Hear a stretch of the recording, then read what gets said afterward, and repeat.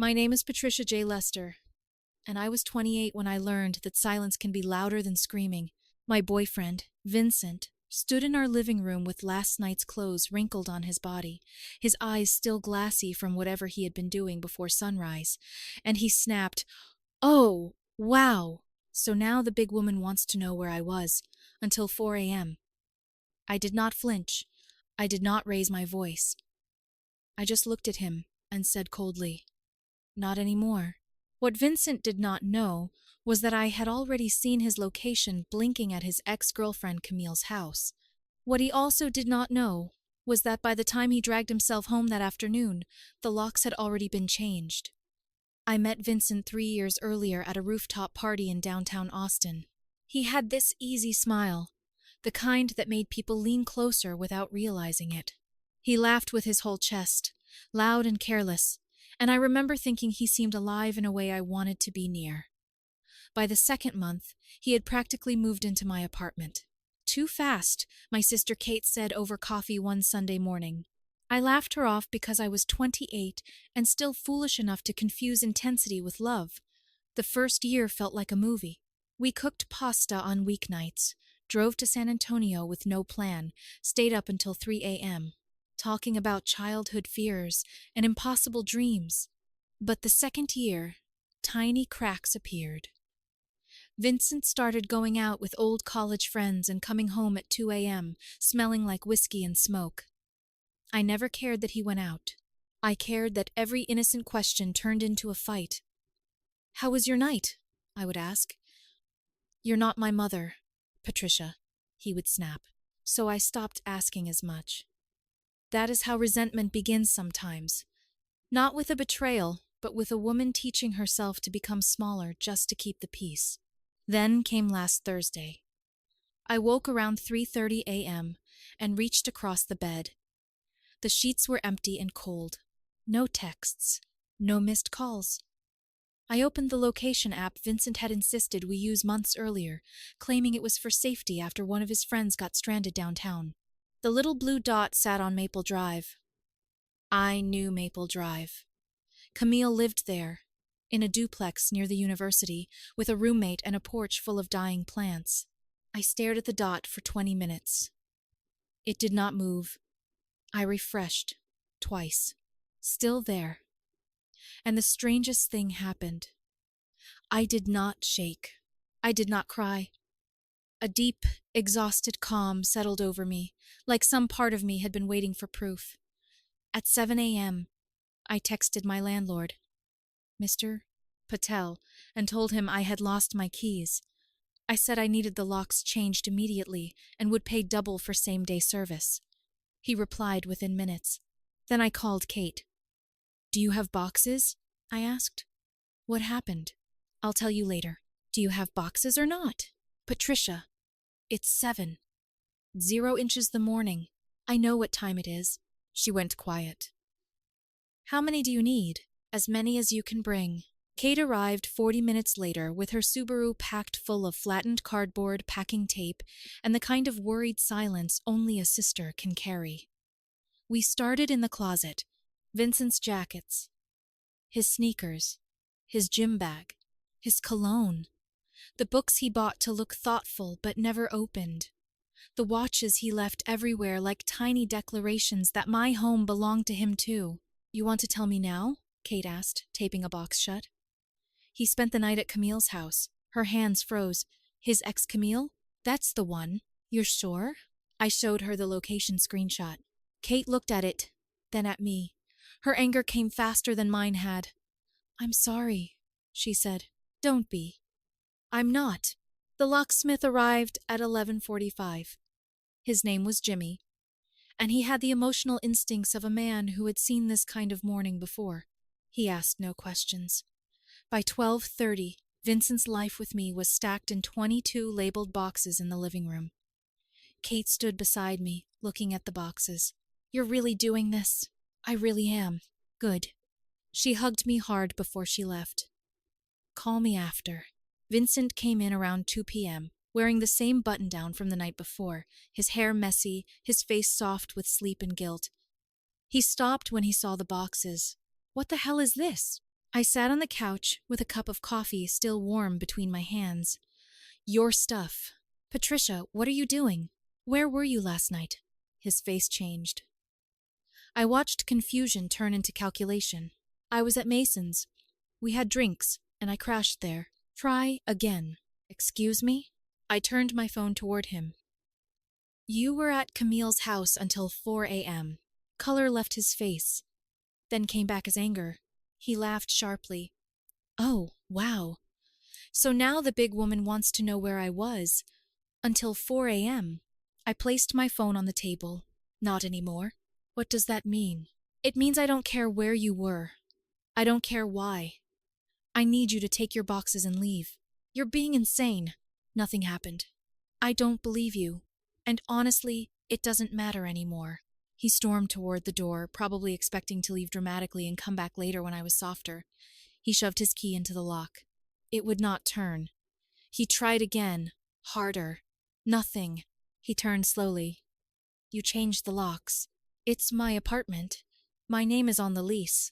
You can't just kick me out. I can, actually. You never wanted to be on the lease, remember? You said it felt too permanent. His eyes filled, but I had already survived the worst part before he walked in. Patricia, please, let me explain. I gave you a chance. You lied. I didn't sleep with her.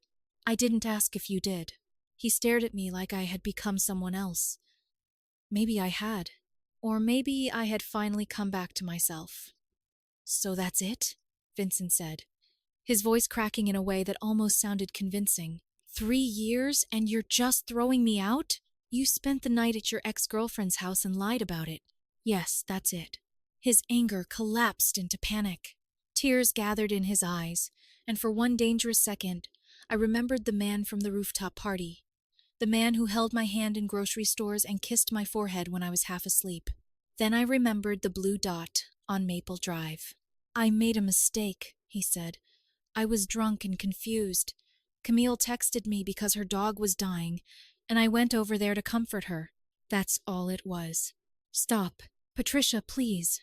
I don't want the story. I don't want the excuses. I want you to call someone to help you move your boxes. His hands shook as he pulled out his phone. He called Mason first. No answer. Then he called Camille. That part almost made me laugh, but I did not give him the satisfaction of seeing it hurt. I heard her voice through the speaker, soft and confused at first, then low with understanding. Camille arrived 30 minutes later in leggings, a denim jacket, and sunglasses too large for her face. She looked at the boxes, then at me, then at Vincent. Whatever guilt she felt, she hid it poorly. I'll help load them, she said. Smart woman. Vincent kept trying to talk between trips to her car. Can we at least discuss this next week when you calm down? No, you're being cruel. I'm being clear. I love you. That one almost got me. Almost. If that were true, I said, you would not have spent the night at Camille's. Camille gave me a look on her final trip out. Her arms wrapped around a box labeled bathroom. It was not hostile. It was sad, maybe even embarrassed. He really does care about you, she said quietly. Then he should have gone home. She nodded once. Fair enough. When the door closed behind them, the apartment became enormous. The silence stretched from wall to wall. I sat on the couch for nearly an hour staring at the blank space where our Cabo photo used to hang. I had taken it down that morning. The nail hole was still there, small and ugly, like evidence. Kate called around 5. How did it go? He's gone. Are you okay? Yes? Really? Okay. Probably not. That sounds more honest. I almost smiled. Come over for dinner, she said. Brian is making lasagna. I think I need to sit with this tonight. Call me if that changes. Anytime, Patricia. I know. Thanks, Kate. That weekend, Vincent texted me 47 times. I counted because grief makes you do strange things. Some messages were apologies. Some were accusations. Some contradicted the ones before them. You never trusted me anyway. Then 5 texts later. I should have known you would overreact. Then, Camille means nothing to me. Then, Why are you doing this to us? I replied once on Sunday night. Please stop contacting me. He did not stop. Monday morning, Camille called me. I almost ignored it, but curiosity has teeth. Patricia, she said carefully, I need to tell you something. I don't want to hear it. Just listen for 1 second. Nothing happened. He showed up drunk around 1 a.m., saying you two had been fighting. He passed out on my couch. That's it. I didn't even know he was coming until he was already outside. Then why didn't he tell me that? Silence. Exactly, I said, because even if that is true, and I am not saying I believe you, he knew how it looked. He shows Talie. He's a mess right now. Not my problem anymore. I hung up and blocked her number too. That same week, I ran into Vincent's mother at the grocery store. Marlene had always liked me. She used to say I was the first woman who made her son want to be better. She touched my arm in the produce section while I was checking avocados.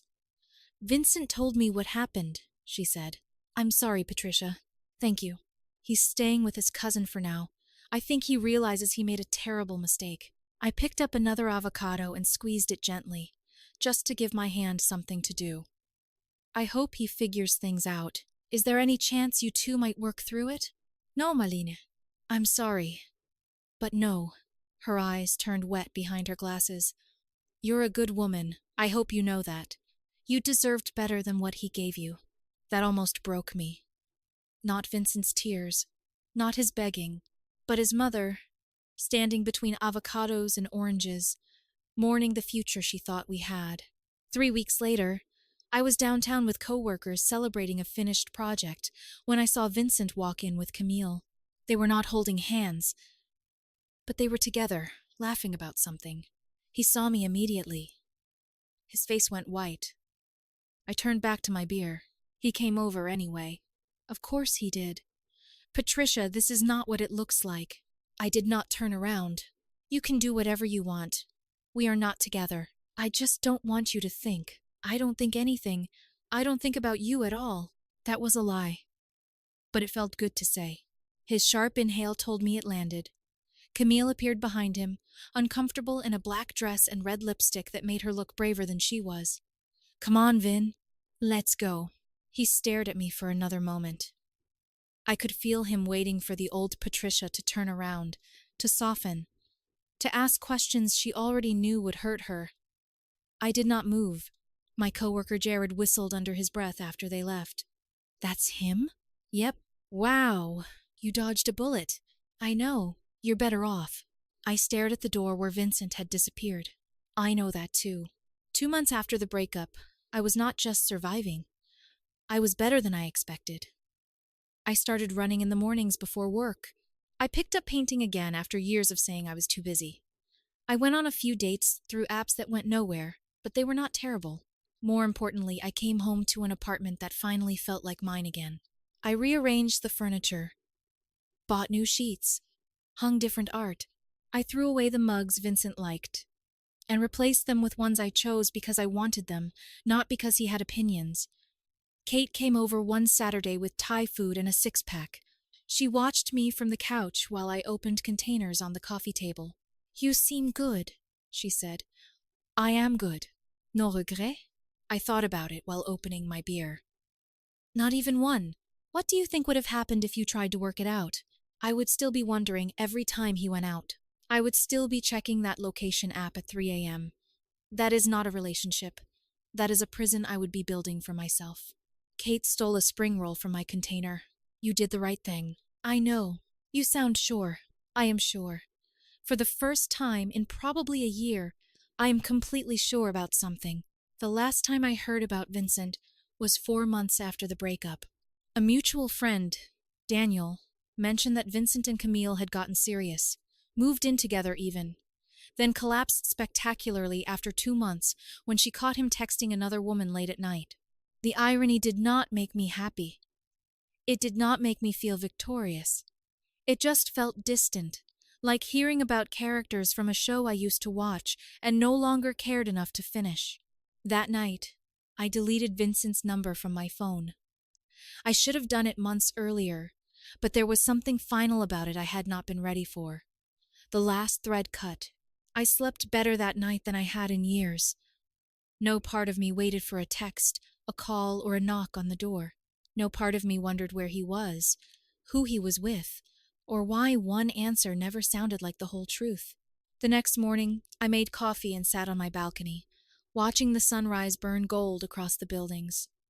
My phone stayed in my pocket, face down against the chair beside me. For the first time in a long time, I had absolutely nothing to check. No one to wonder about. No dots on maps to track. Just me, the morning, and a life that belonged completely to me again. And it felt perfect.